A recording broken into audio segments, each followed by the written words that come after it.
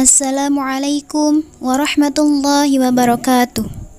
Bismillahirrahmanirrahim. Alhamdulillahi wassalatu wassalamu ala rasulillahi nabina Muhammad wa ala alihi wa sahbihi wa mawalah. Ashhadu an la ilaha illallah wahdahu la syarika lah wa ashhadu anna Muhammadan abduhu wa rasuluh. Amma ba'd. Pertama-tama, marilah kita panjatkan puja dan puji syukur kehadirat lillahi rabbi yang telah memberikan kita berjuta-juta kenikmatan, yakni nikmat iman dan Islam.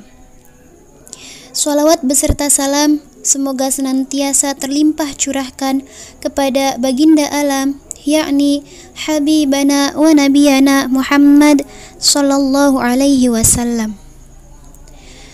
Dalam kesempatan ini, insyaallah saya akan sedikit menguraikan tentang keutamaan membaca Al-Quran.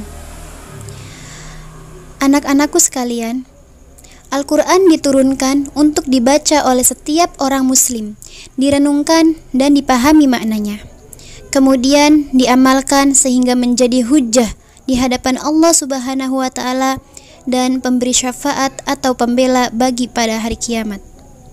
Allah Subhanahu wa Ta'ala telah menjamin bagi siapa yang membaca Al-Quran dan mengamalkan isi kandungannya, ia tidak akan celaka di akhirat nanti. Firman Allah, Bismillahirrahmanirrahim. Famanittaba'a hudaya fala yadhillu wa la yashqa. Barang siapa mengikuti petunjukku, ia tidak akan sesat dan tidak akan celaka. Anak-anakku sekalian, Al-Quran dapat membuat hati kita menjadi sejuk. Allah Subhanahu wa Ta'ala menurunkan kitabnya yang abadi agar ia dibaca dengan lisan, didengarkan dengan telinga, dan dipikirkan dengan akal agar hati menjadi tenang. Kehidupan pun menjadi lebih mantap dan terarah karena Al-Quran mengajarkan hikmah dan ukhuwah. Al-Quran adalah obat hati yang paling mujarab. Ketika kita stres, banyak pikiran, dengan membaca Al-Quran, perlahan air sejuk sirami hati kita yang gundah. Aliran darah di otak kita seakan tanpa hambatan bebas mengalir, sehingga pikiran kita menjadi lebih jernih. Al-Quran sebagai penyehat jasmani. Sebagian besar dari kita sebagai muslim tidak menyadari terhadap manfaat Al-Quran bagi kesehatan tubuh. Ketika mata kita menatap baris-baris ayat Al-Quran, saat itu pula kinerja retina kita lebih menjadi ekstra kuat dan tajam. Apalagi jika sangat menghayati ketika membaca Al-Quran, mata kita menjadi lebih segar dan bersih. Tak heran orang yang sering membaca Al-Quran matanya lebih sehat ketimbang orang yang sering membaca buku. Allah Subhanahu wa Ta'ala berfirman dalam surat Al-Isra ayat 82. Bismillahirrahmanirrahim.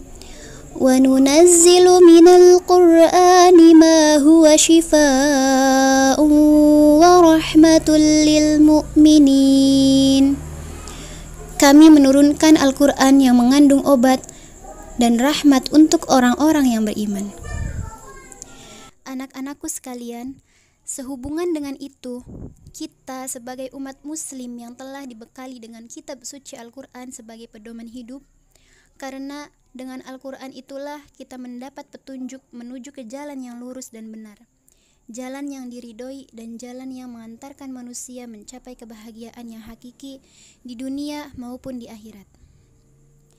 Anak-anakku sekalian, marilah kita mengagungkan Al-Quran dengan cara membacanya, mengkajinya, menghayatinya, dan mengamalkannya.